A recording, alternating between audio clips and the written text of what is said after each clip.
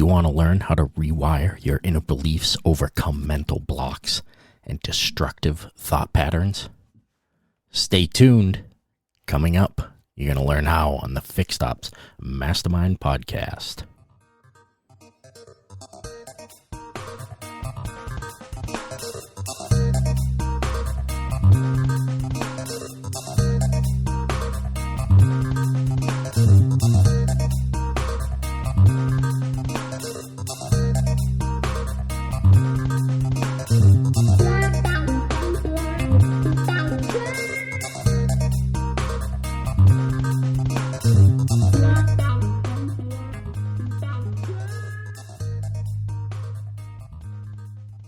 F&I Direct is a company comprised of experts on F&I, reinsurance, digital showroom workflows, and much more. They help fix and improve your processes and guarantee results. If you're interested in finding out how you can increase your profit on every unit sold without giving up any of the money you're already making, visit guaranteeddealerprofits.com. Again, that's guaranteeddealerprofits.com. You can schedule a free strategy call and start being more profitable this month. So don't wait. Dynatron Software is the premier provider of automotive fixed operation data analytics, business intelligence, and pricing optimization. We are changing the way the automotive dealerships look at their service department profitability and revenue streams. We are laser focused on profit management for fixed operations and uncovering hidden opportunities for our clients. Reach out to us today, dynatronsoftware.com. Two words ring true for all of us in the automotive service space: the phones. When we hear those words, instantly we all sigh. Because as much change as our industry has seen, we still get an overwhelming amount of calls. No need to sigh, though. That's where a good BDC comes in handy, doesn't it? I know the team at Traver Connect personally, and these guys get it. And they can help you build your service BDC. Or you can use their team to catch calls you miss from their well-trained team of agents. Or have them make outbound calls and set new appointments. Give Traver Connect a call today. As they say, revenue doesn't leave a message at the beep. TraverConnect.com.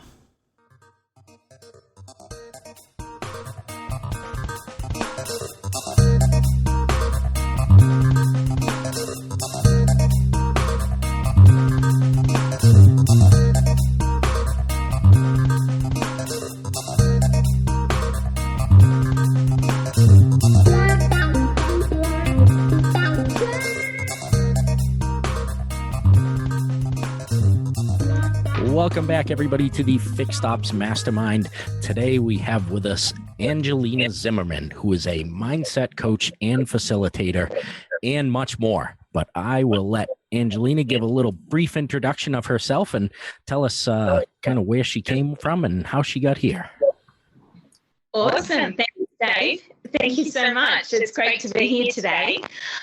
So as you said, yep, my name's Angelina Zimmerman. A lot of people call me Angie. And so I had my own podcast show last year for the last 4 years, Zillionaire Superstars. And I've just wrapped that up actually to start some new adventures in 2021. So I'm pretty excited to be doing that. As you said, I'm a mindset coach and facilitator. So I have my own company and I have my own clothing line called Zillionaire Creations as well. Very cool. All right.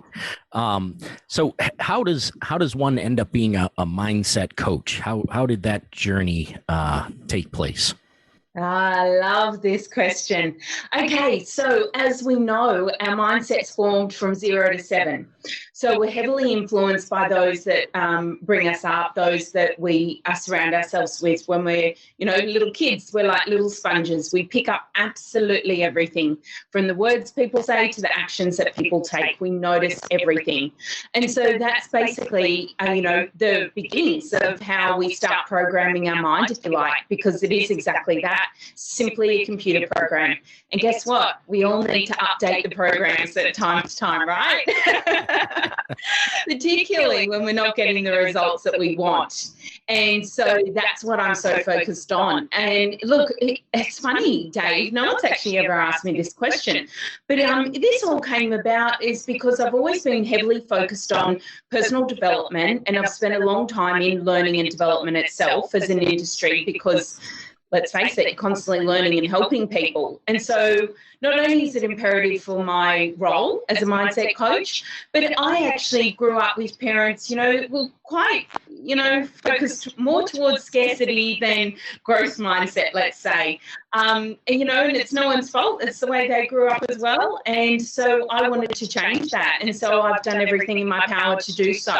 So, it's not like an overnight success or an overnight fix where we just go away, read a book and our mindset's working brilliantly again. It's a constant, daily upgrade that we've got to do. So there's lots of things I do to assist with that. Excellent. So when you're talking about mindset and things, so basically you're just telling somebody think positive and that's it, right? That's all they need to do. Oh, if only it were that easy. I would love that. No, but the fascinating thing, and one of the easiest things that absolutely everyone can do, is start noticing your own language. What language are you using on a day-to-day basis? And also notice those around you.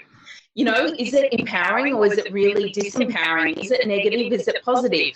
And now, we're breaking this down in really simple terms at the moment. There's a lot more to it. But this is, it's fascinating. So when I speak to a new client, I can tell so much by the words that they're using alone, as in what their beliefs are. And so it's quite funny too. There's a lot of aha moments for the client because they don't even realize it, right? Because it's a habit. It's a habit for them. Yeah. So that's a great way to start noticing what your mindset is. Yeah, and a lot of us have that I guess it's just natural to think on the negative side of things, right? And a lot of us were brought up with parents who either had that scarcity mindset or just had the old employee mindset, I guess you would call it, where you grow up, you get a job, and you work for a bunch of years, and then you retire, and obviously the world has changed and is much different from that, and requires a very different mindset now to even if you're going to be an employee, it requires a much different mindset to be able to navigate this world. So how do you begin to assess the type of people that you're working with? Yeah, so as I mentioned, language is definitely one of the biggest things, and then we look at their beliefs. So all of us will have self-limiting beliefs, whether we realise it or not, because, not every day we're feeling 1,000% ready to go, motivated, jumping around for joy. There are days when we have those down days, and that's obviously going to create that negative thinking more so, particularly if that does last for quite some time, leading to mental health issues or depression or things like that. And so the key is to obviously stay in that high vibration and to help yourself get out of that, or ask others to help you to get out of that. But basically, so it's the beliefs, it's the language we do a lot of work on, the two primary things. And then a lot of the work comes out of working on the beliefs, as you can imagine. So if someone says, I'm terrible at sales, and they're in the selling business, for example, selling property, we're going to have an issue. And so it's working on those personal and professional goals to boost their confidence by way of daily affirmations, setting goals that they want to achieve, having someone as a sounding board like a coach to help them accelerate.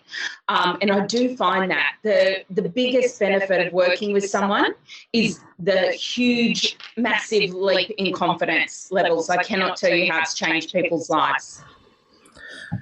Yeah, I can certainly understand that. I spent a lot of time doubting the imposter syndrome, I guess you would call it, and not believing that I could do certain things as well as I could do them. And so, what type of people do you find most coming to you for mindset coaching and transformational coaching? Is there a certain type of person that usually is looking for it? Yeah, definitely. So it's changed over time. So when I first started my business, it was heavily geared more towards employees and entrepreneurs starting out who wanted assistance with their business and their business plans and goals, achieving those. And now it's moved more to executives and business owners and that type of thing. I still get entrepreneurs as well, but it is heavily focused more around the CEO executive levels now. Yeah, as those executives start to realize how much power harnessing their mindset can wield for them, I'm sure there's a lot more people looking for you to help and give them that edge in business that they're looking for. Absolutely. Yeah, it's amazing too.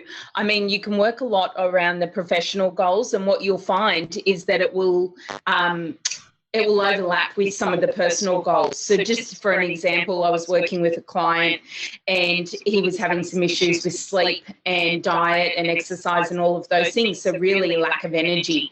And as you know, if we don't have much energy, that's when we can get in one of those down states and find it hard to think more positively. I'm not joking. Once he nailed his sleeping pattern, everything changed really quickly for him.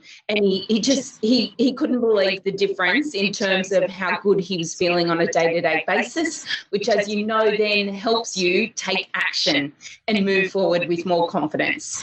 And so it was a matter of just working around those different aspects of his lifestyle that actually helped him to move further, and more quickly towards his professional goals, which was super exciting to see. Wow, that's incredibly interesting. So, I mean, I guess most of us realize that sleep is important, but it certainly gets neglected as people are chasing goals. Sleep becomes the thing that's easy to put off for an hour, 2 hours, 3 hours, to work extra in an evening or getting up extra early. I mean, you listen to a lot of experts and they tell you got to be up early. You got to be up really, really early to do things. Well, if you're working extra late trying to build a business and then you're getting up extra early to build your business, you're missing out on that sleep part. So do you find that sleep pattern or lack of sleep is a big part of most of people's mindset issues? Yeah, it's a danger for sure. I mean, we're seeing so many people now, overthinking. That's why they're not able to sleep, having stress, worries about their job or financial concerns, particularly, given the COVID experience that we all just went through, and that's not over just yet, unfortunately. So all of those types of things. So overthinking is definitely a big one. Insomnia, I think, is on the rise. I don't have actual stats, but I do hear a lot of people say that. And to me, sleep is magic. I know the difference between when I get 4 hours sleep to when I get, 7 hours sleep. Is probably the most I'll ever sleep these days. But it is a magic pill. I can assure you of that. Yeah.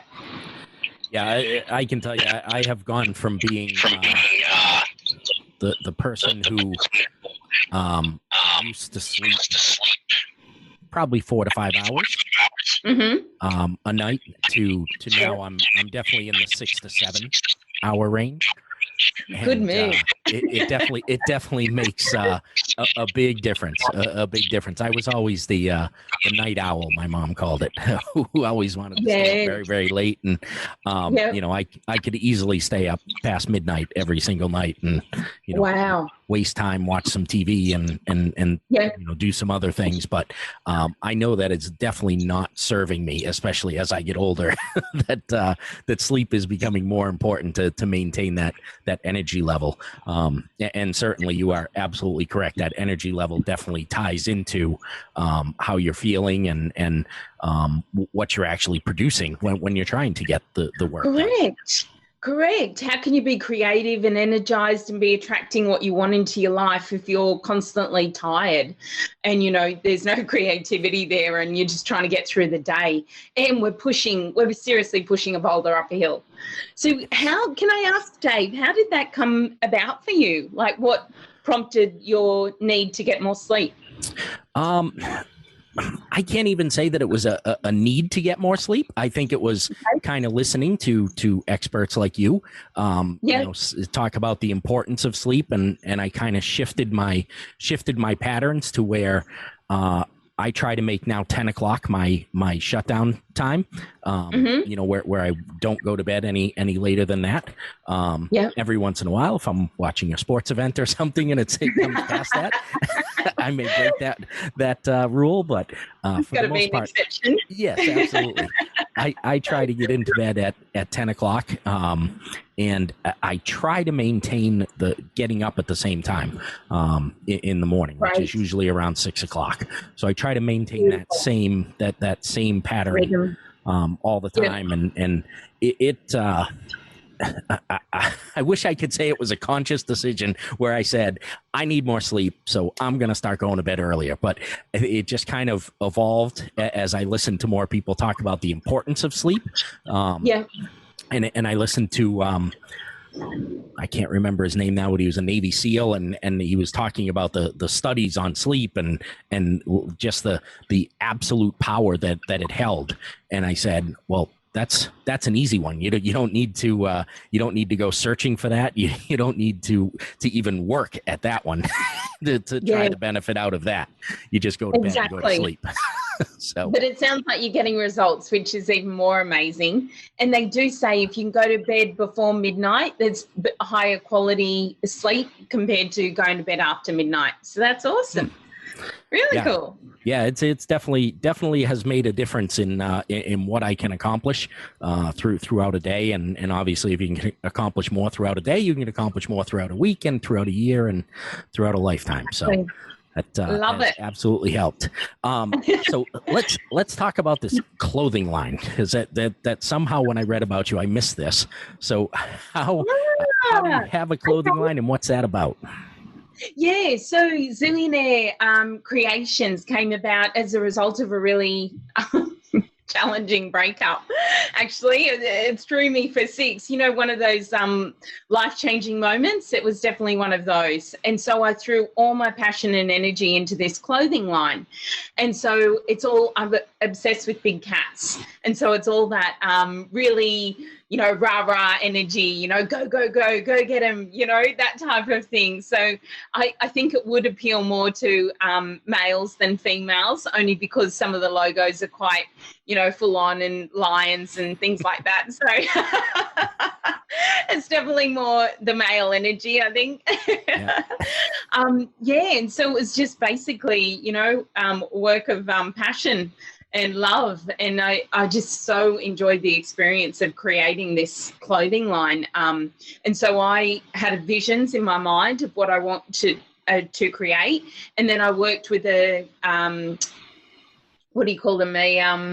logo designer to get him to then bring it all to fruition so that I could have that printed on the clothes. So it's basically a very simple line, like hoodies, T-shirts, and hats, caps. Yeah. Awesome. Yeah. Very cool. Yeah. When you said that, when you were introducing yourself, I was trying to connect the dots on how you go from what you were doing with your show and all of that, and being a mindset coach and things, to a clothing line. And I was trying to make that there. No, actually, one of my mentors, whom I really love, who's based in the US, actually, I don't know if you've heard of him, Peter Voot. He's built pretty much an empire, and so he's a coach, he's a writer, he's also got a clothing line, he's got a book, he feels like he's everywhere. Yeah, he's pretty an amazing guy, and I think I was just really inspired by that. And also it just seemed a natural transition as opposed to something very different. Like it felt like part of my work and how I help clients, and so it was actually just another way to express that. Very cool. Yeah, I thought so. Nothing's a straight line, right? Nothing's a straight line. Everything goes all different ways to get you. Excellent. So, in your work, as I lost how I wanted to ask that question. All right. As you are starting to work with somebody, how do you how do you, I know you said you start with listening to their language, their self-talk and things. Yep. Where does it progress from that? How much self-work are they doing during this coaching, to try and get into that growth mindset that you're looking to help them with? Yeah. They don't just walk away from a session and then not do anything in between. Let's just say that. And I do like to have them, the sessions not far in between, to ensure that we do keep that motivation going, because I find that's a lot more beneficial. If you keep it like over a month, it's probably too long for most people, because let's face it, not everyone is self-motivated. Mm-hmm. I am, and I find it easy, but not everyone does. And so by having those regular sessions, I find that works really well. But what we do is identify the goals, and then when we start a session, we'll have a look at all the areas of their life, and I'll get them to give them a score of 1 to 10. And quite quickly, you can then see what the areas are that they would like to improve.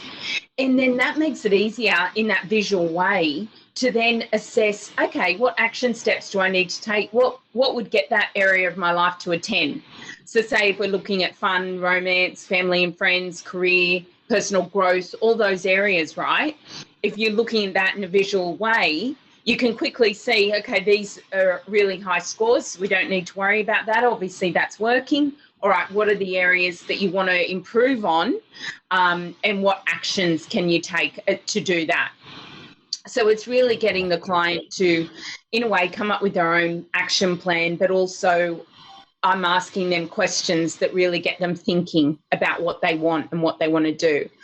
And another key method that I use is Dr. John D. Martini's values method.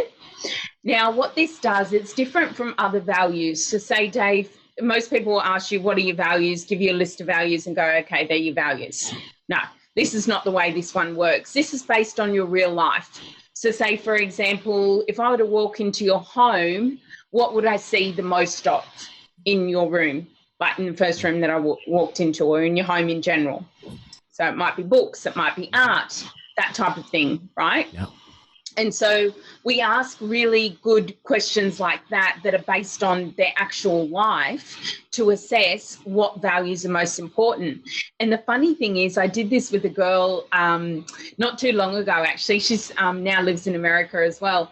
And she was in Australia at the time. And she actually thought her highest priority was career. But when it turned out we did her values, it actually came out that she wanted to find the love of her life and get married and have children. So, you know, sometimes we don't even realize our own values. And this is the beauty of this activity, is getting them to that realization. Yeah. Do you find that often that people want to say that maybe they say their highest priority is their family? And yet they're working 90 hours a week, and you know, and they're using the excuse that they're just trying to make money for their family, to take care of their family. Exactly. And that those values don't always, not that may not be their actual value, but that the values are not necessarily aligning with what they're living. Then correct, they're not living the value. I know a high-flying executive that often travels around the world, before COVID, obviously, and he is one of the best fathers in the world that I've ever seen. So not only does he say his family is important, he spends every spare second with his children and making sure they have amazing experiences, taking them everywhere, like just, you know, helping them to live their best life and teaching them along the way. And it's just phenomenal to watch, I've got to say. So he's a great example of actually living it. So not just saying it, even though he's working crazy hours, he's tired, he could come up with every excuse under the sun, like every executive. He doesn't. He gets up, hungover or not, on that Saturday morning, takes the kids around the world, takes the kids to church on Sunday. You know, it doesn't matter what's going on. There's no excuses. He just does it. I love that. Yeah. Yeah, it is pretty cool. Yeah, I find as I talk to people that it's pretty easy to pick up when from what they're saying to what they're living they don't align, and they don't necessarily see them as not aligning, but that they just do not align with what they're living and what they're saying. It's completely different. Well, I think sometimes too, people are wanting to say, what they deem as the right thing, or come across in a certain way, like maybe putting on a mask or a bit of a facade, and it sounds good and, appealing to people and, wanting people to like them, whatever the reason might be. There's a million and one reasons. But, and I think that's why it's a bit like, following society and the way everyone else does things. Okay, well, I've got to get married, I've got to buy a house, I've got to have children because that's what everyone else does, a bit like that. Right. Yeah, I would completely agree with that, and especially when it comes to that alignment of what's most important to you, family or career. I don't think people with a family want to necessarily go out on the limb and say, no, my career is more important. Than I know. And maybe important isn't the right word, but maybe that my career right now is more of a priority than my family. I don't think people want to say that, even though they may be making their career more of a priority so that they can provide for their family better down the road. It gets frowned upon, if you will, when somebody says that their career is taking the number one and their family's taking the number two seat. So, definitely. And I think too, Dave, that's so wrapped up in our identity, and it does become a bit of an addiction, right? Your job is everything, addicted to the busyness of it, the accolades that we get, the praise, all of those things. I want the next promotion. That all becomes really addictive for people and is part of their identity, which is why they find it hard to overcome that, let's say. Yeah, I would definitely agree with that chasing that next shiny object becomes very powerful for some people. And it can certainly become a dangerous game, right? Where you are now chasing that shiny object at the detriment of anything else in your life. A speaker who's really good on that, actually. I've just come across his work. It's quite amazing if anyone wants to check it out. Have you heard of Carl Cease? Yes. Yeah. He's got some great videos around, people chasing, all you've heard the term, all that glitters is not gold. Right. So we're constantly chasing. And where does that get us? Usually nowhere. Right. Exactly. Or not where we want to be. Yeah, exactly. Yeah, at the very least, not where you were, where you thought you were headed. That's for sure. Yeah, totally. So another question, when I was reading through some of your stuff, you were talking about theta waves and beta waves and things. Do you work with meditation and things with your clients to help bring them into those states? Absolutely. So meditation and visualization, whichever the client prefers, because some people just go meditation, I don't want to know about it. Yeah. So they find it easier to visualize or have a guided visualization for them, which is great because there's so many available on YouTube and, you can buy them and what have you. They're so easily available. And so, yes, I do work with that. And you know what? It's amazing how quickly they embed that into their daily life and the power of that. So I was working with a business owner who's just jumped in leaps and bounds over the last couple of years, actually, since I've been working with him. And he started using meditation before he'd go in and see a client for sales pitches and things like that. And because you're operating in a completely different state when you're meditating, you're then able to make better decisions and come across in a completely different way to whether you're jumping up and down and had too much coffee and stressing or coming from a fear-based mindset. Does that make sense? So when sometimes people are in sales, that will happen because they're constantly pitching. They've got, it's a full-on job and it's just constantly, rinse and repeat, do the same thing time and time again. So therefore, if their mind's not in the right state, that's going to be a massive game changer for them. And that's exactly what he found. He got a lot more business by doing that and kept that as a new habit that he's continued on to this day with. So it's amazing the power of it once you start to do it. And I will tell everyone, yes, very frustrating at the start because we've all got that monkey mind and we don't want to shut it down. Yes, I have meditated off and on. It is definitely a frustrating skill for me. I have. We talked about Rick Michael King earlier, and Yes. when I spoke to him, it was after the interview. We were talking about meditation and things, and he was saying that he can't meditate, that it bores him too much, and so that he gazes at a candle flame, so and just loses himself in the flame, the flickering of the flame, as a way to just take his mind away and quiet his mind and things. And I thought that was a pretty cool way to do that, because meditation for me is very difficult. There are times when I can do it very easily. There are times when I can't do it at all, and there are times when I try to do it and I just fall asleep. And that's exactly what happens at the start. But do you know what? If you even did 2 to 5 minutes a day, I'm not joking, it will change your life over time. So don't, I think I always tell people, never worry about the time. Focus on just a small amount, the most you can do in a day is what I'm trying to say, at the right time, whether that's morning or evening for you, whatever works best. If you fall asleep, that's part of your process. Don't worry about it. Move on. Next day, do it all again. And you'll just notice a massive difference. And then, because that's how I did it, and I'm, queen of monkey mind, so I know all about, trying to calm it down. And seriously, now, I can do 20 to 30 minutes without blinking. Whereas before, I could never. I was lucky to get past 5 minutes. Yeah. Well, it's also it's a good excuse for a nap too. You can just say it is. And everyone's got a different way of doing it. So I say do it in your own way, whether that's lying down, whether that's sitting up, whether you need something, in the background, whatever works for you. Yeah. Just the key is doing it. That's it.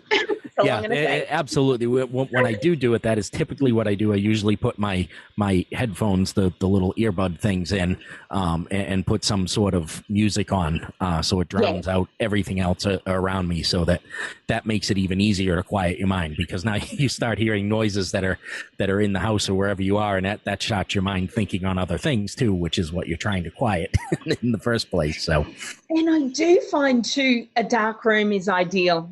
That really can help. If you're sitting there with bright sun coming in and no eye mask on or anything, you're going to find it very hard. A nice dark room does make a massive difference. Yeah. Yes, absolutely. As fewer distractions as possible. That is correct. That is for sure. And you are right. You need to do it, even if it's 1 or 2 minutes a day.